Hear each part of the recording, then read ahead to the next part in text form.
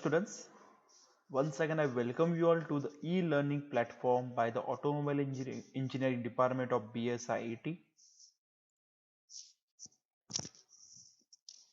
In last lecture, we studied the starting system.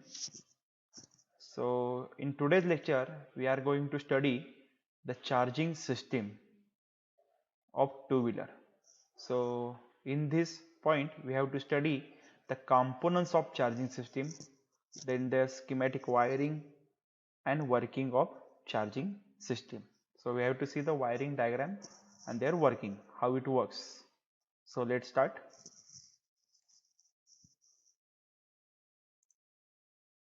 So basically, these are the main components of the vehicle charging or two-wheeler charging system.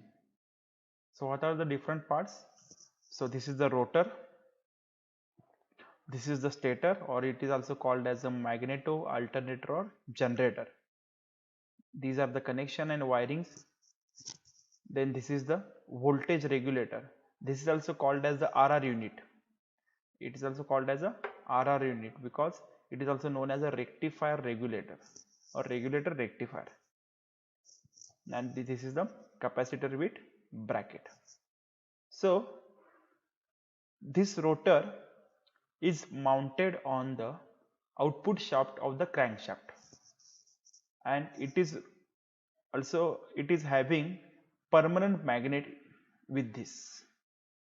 म्हणजे काय, तर हा जो rotor आहे हा ह्याचं कनेक्शन आहे किंवा हा जो आहे तो तुमचा जो क्रँकशाफ्ट आहे क्रँकशाफ्टच्या वन एंडला हा बसवलेला असणार आहे with the help of flywheel. ह्याच्या साईडला इथं फ्लायव्हील सुद्धा असणार आहे आणि it is also having the permanent magnet inside it. म्हणजे परमनंट मॅग्नेट जे असतात साऊथ पोल नॉर्थ पोल जे आहेत असे मॅग्नेट्स यावर असणार आहेत.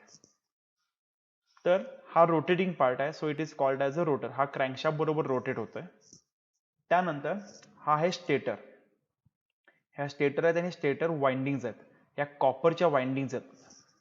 तर इन शॉर्ट इलेक्ट्रिसिटी कशी जनरेट होते, तर यामध्ये नॉर्थ आणि साऊथ पोल असतात आणि जे वाइंडिंग्स आहेत ते त्या पोलच्या आजूबाजूला जर आणले किंवा त्या परमनंट मॅग्नेटच्या जवळ आणले, परत लांब नेलं, आणलं जवळ केलं, लांब केलं, तर ह्या मुवमेंटमुळे इलेक्ट्रिसिटी किंवा करंट जनरेट होतो. एक बेसिक सांगायचं झालं तर हा जसा रोटर रोटेट होतोय, हा आतला स्टेटर किंवा जनरेटर किंवा अल्टरनेटर जो आहे हा आतमध्ये फिट असतोय. हे मल्टिपल लोड्स आहेत त्याला 1 2 3 4 5 6 7 8 8 आहेत आणि प्रत्येक ह्याच्यावर हे जे दिसत आहेत हे कॉपरचे वाइंडिंग्स आहेत. तर रोटर हा रोटेट होणार आहे, यामध्ये परमनंट मॅग्नेट्स असणार आहेत. नॉर्थ पोल साऊथ पोल हे सगळे मॅग्नेट ह्यामध्ये बसलेले असणार आहेत.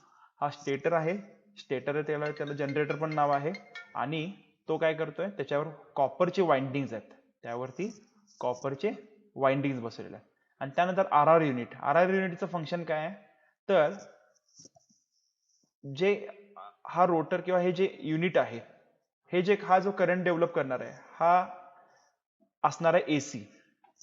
याच्याकडून जो करंट डेव्हलप होणार आहे हा असणार आहे एसी करंट. पण आपल्याला बॅटरी चार्ज करायसाठी कुठला करंट लागतोय, तर डीसी करंट लागतोय, डायरेक्ट करंट लागतोय. So this voltage regulator or this R unit converts this AC current into the DC current. म्हणजे जे ह्या युनिटनी ह्या स्टेटर रोटरनं जो करंट डेव्हलप केलाय, एसी करंट डेव्हलप केलाय, त्याचं डीसी मध्ये कन्वर्ट करायचं काम हा आर युनिट करतोय.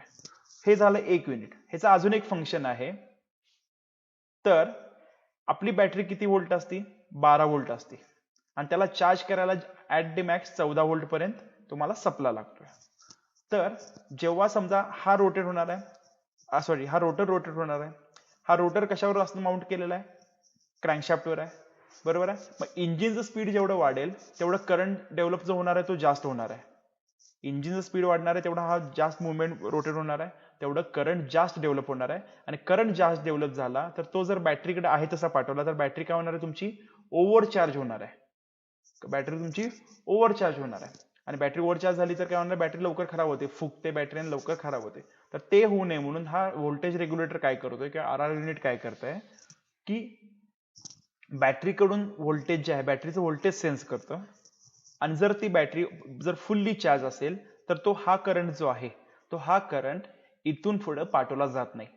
इथं जो करंट आहे तो इथं लॉस होतोय, इथून पुढे पाठवलं जात नाही. जे हे रेग्युलेटरला फिन्स आहेत ते फिन्स त्यासाठीच दिलेले आहेत जेणेकरून जो करंट आहे, करंट इथं जर तुम्हाला लॉस करायचा आहे तर त्या इथं काय होणार, हीट डेव्हलप होऊ शकते. आणि हीट डेव्हलप जर तुम्हाला डिसअपिअर करायची आहे, बाहेर पाठवायची आहे, तर ते फिन्स दिलेले आहेत. आपण जे कुलिंगचं जो आपण इंजिन कुलिंगसाठी इंजिनला फिन्स वगैरे बसवले असतात एअर कुलिंगसाठी, ज्यातून एअर पास होते आणि लवकरात लवकर कूल होण्यासाठी ते फिन्स असतात. तसे या RR युनिटला सुद्धा फिन्स आहेत जेणेकरून हा लवकरात लवकर परत गार व्हावा. So these are the 3 main parts. तर काय काय, रोटर, स्टेटर आणि RR युनिट. रोटर काय करतोय, क्रँकशाफ्टवर बसवलेला असतोय, तो रोटेट होतोय. त्यामध्ये परमनंट मॅग्नेट्स आहेत, नॉर्थ साऊथ पोल आहे त्यामध्ये. हा अल्टरनेटर किंवा जनरेटर जो आतमध्ये बसवलेला असणार आहे त्याच्या भोवतीनं हा रोटर रोटेट होतोय, त्यामुळे तिथं मॅग्नेटिक फील्ड डेव्हलप होतोय, करंट डेव्हलप होतोय. तो करंट काय केलं जातं, AC जो करंट असतो, अल्टरनेटिव्ह करंट असतोय, तो रेक्टिफायर मध्ये पाठवतो. तर रेक्टिफायर काय करतोय, it converts into DC. It converts into DC आणि DC जो झालेला करंट आहे तो बॅटरी चार्जिंग साठी वापरला जातोय. प्लस अजून याचा फंक्शन आहे, म्हणून त्याला RR युनिट म्हणतोय, rectifier regulator or regulator rectifier. तर हा रेक्टिफायरचं फंक्शन झालं to convert AC to DC. आणि रेग्युलेटरचं फंक्शन आहे की बॅटरीला ओव्हरचार्ज होऊ द्यायचं नाहीये. जी एक्स्ट्रा झालेलं, जर बॅटरी ऑलरेडी फुल्ली चार्ज असेल तर एक्स्ट्रा झालेला करंट जो येतोय तो इथं त्याला डिसअपिअर करायचा किंवा त्याला पुढे बॅटरी पर्यंत जाऊ द्यायचं नाही. So these are the components of battery charging system in two wheeler, म्हणजे rotor, stator and RR unit. And battery is the main part. Battery 12 volt battery असते तुमची, त्याचं ampere rating vehicle to vehicle change होते. So stator, this is the stationary part of the alternator and the alternator generates the AC current. जो हा आहे तो AC current generate करणार आहे. Regulator rectifier, that is the RR unit जे इथं दिसतंय. So this is the part with the heat skin on it. जे हीट स्किन म्हणजे हीट जे डेव्हलप डिसिपेट करायचे आहे, हीट सस्टेन करायचे, त्याच्यासाठी हीट स्किन आहे. दिस हॅज अ 2 फंक्शन, जसं सांगितलं होतं मी, that is rectify the AC current from the stator and regulates the charging of the battery. पहिलं फंक्शन काय आहे, तर याच्याकडून AC करंट घ्यायचा, त्याचं कन्व्हर्जन DC मध्ये करायचं आणि बॅटरी चार्ज करायची. आणि दुसरं फंक्शन आहे की एक्स्ट्रा आलेला करंट जो आहे तो इथं डेसिपेट करायचा आहे, तो इथं सस्टेन करायचा, पुढे बॅटरी पर्यंत पाठवायचा नाही, जेणेकरून बॅटरी तुमची ओव्हरचार्ज होणार नाही. त्यानंतर battery, this is the DC charge repository of the motorcycle. It stores the DC current which comes from the RR unit so that the same can be utilized by various electrical components of the automobile. So these are the 3 major parts of the or major components of the charging system. कुठले कुठले, stator or rotor, then RR unit and battery. So this is our first point, that is the components of the charging system. So now let's come to the working and schematic circuit diagram of the charging system. Let's see the working. So I hope you understood the components, rotor and stator.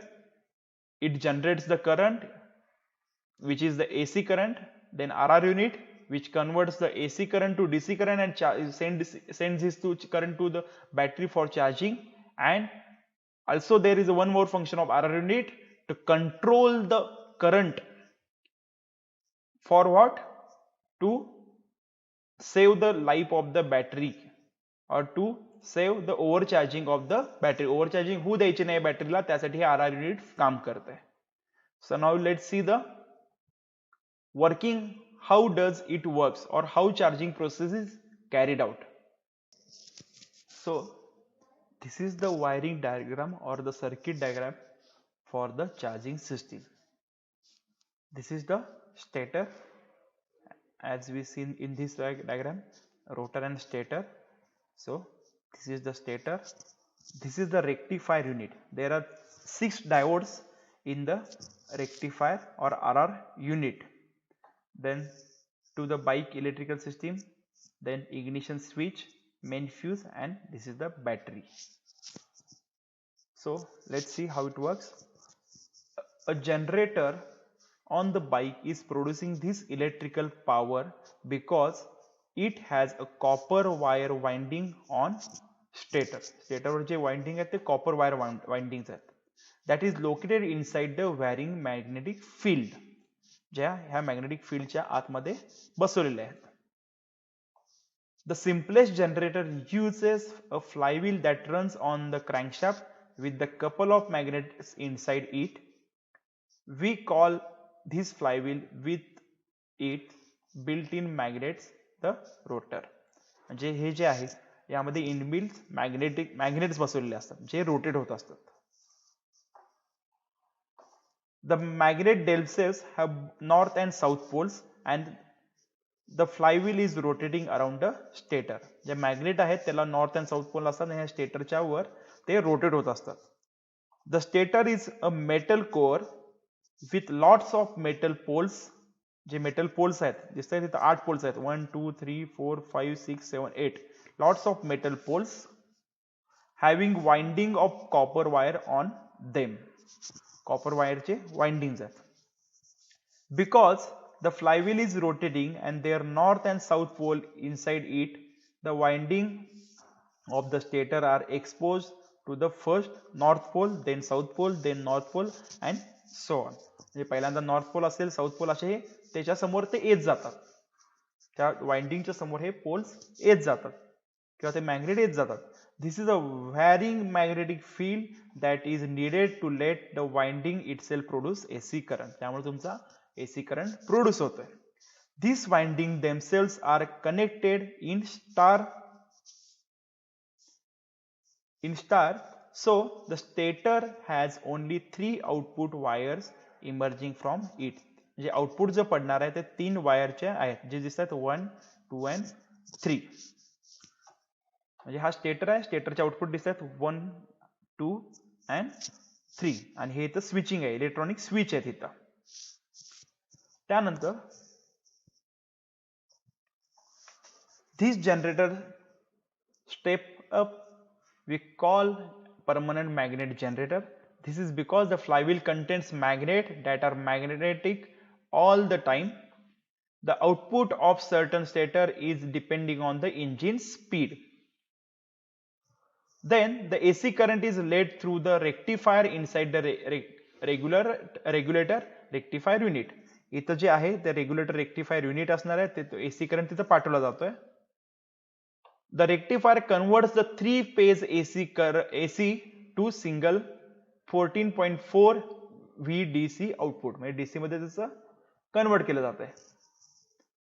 A ground and positive, एक ग्राउंडला जातोय आणि एक पॉझिटिव्हला जातोय. Because the stator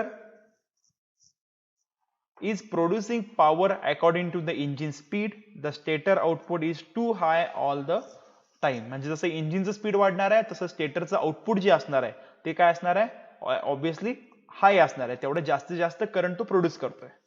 This would mean the output voltage of the regulator rectifier would be way over 14.4 VDC all the time. त्यामुळे काय असणार आहे की 14.4 पेक्षा जास्त त्याचं आउटपुट असणार आहे.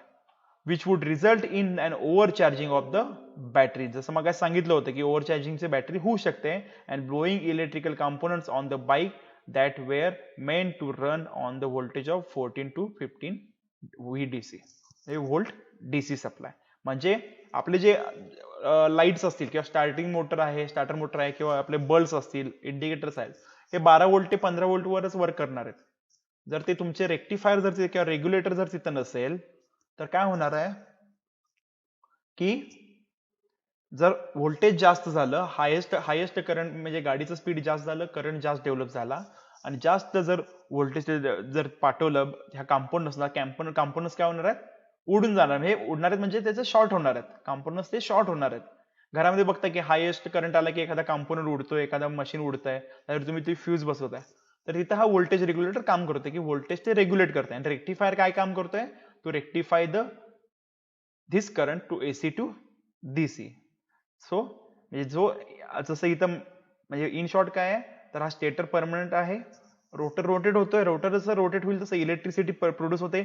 इलेक्ट्रिसिटी जी आहे ह्या 3 वायर मधून इथं ह्या 6 डायोड्स मध्ये आलेले आहे. इथं 6 डायोड्स आहेत, 6 diodes are use in RR unit. तर इथं आल्यानंतर इथं इलेक्ट्रॉनिक स्विच आहे, इथं इलेक्ट्रॉनिक स्विच आहे आणि हा तर रेग्युलेटर आहे. तर वर्किंग कसं होतंय, जेव्हा इग्निशन स्विच ऑन केलं जातंय, इग्निशन स्विच ऑन केल्यानंतर बॅटरीकडनं सप्लाय जातोय, बॅटरीकडनं सप्लाय येतोय, बॅटरीकडनं सप्लाय ह्या आर युनिटकडे जातोय. आर युनिटला असं कळतंय की ऑलरेडी बॅटरी तुमची, किंवा ह्या रेग्युलेटरला जात आहे की रेग्युलेटरला कळते की बॅटरी तुमची ऑलरेडी 12.7 व्होल्ट आहे. मग ह्या केसमध्ये रेग्युलेटर काय करतोय, सप्लाय बंद करतोय, बॅटरीकडे जाणारा सप्लाय काय करतोय, बंद करतोय. आणि ज्यावेळी गाडी चालू होईल, बॅटरीचं व्होल्टेज जेव्हा कमी होईल, 12.7 पेक्षा व्होल्टेज जसं कमी कमी व्हायला लागेल, तेव्हा रेग्युलेटर काय करतोय, जो इथं आलेला करंट आहे तो पुढं ह्या बॅटरीमध्ये सप्लाय करतोय, जेणेकरून बॅटरी तुमची चार्ज होते.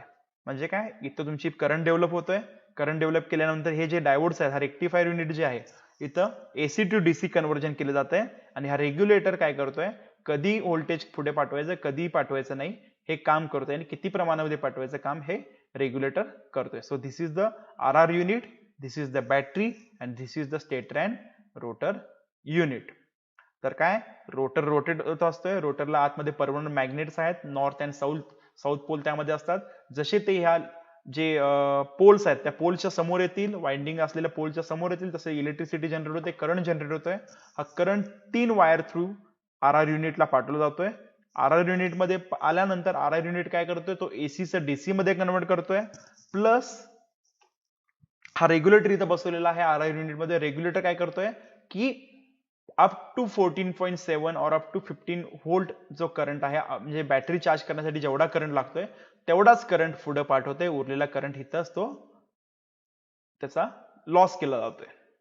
प्लस बॅटरी ओव्हरचार्ज होऊ न द्यायचं काम हा आर युनिट करतोय. So this is the simplest diagram for the charging circuit और the charging system of two wheeler. तर मेन 3 कंपोनंट लक्षात ठेवायचे आहेत, स्टेटर अँड रोटर.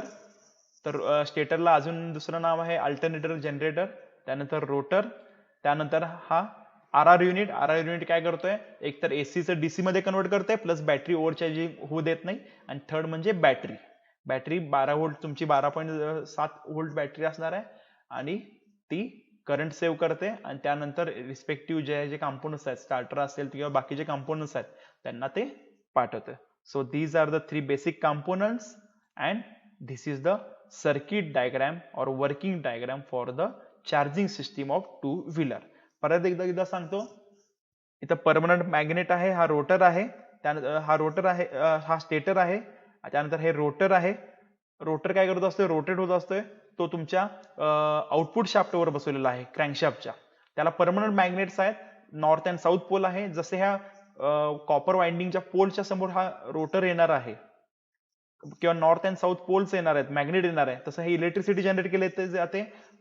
तो हायेस्ट करंट आहे, तो आर युनिट मध्ये पाठवला जातो. आर युनिट त्याचं एसी टू डीसी कन्व्हर्जन करतो.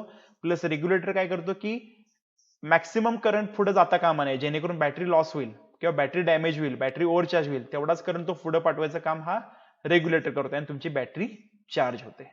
So this is the two-wheeler charging system. So in today's lecture we completed the charging system, their components and their working. From next lecture we'll start with the lighting system. Thank you.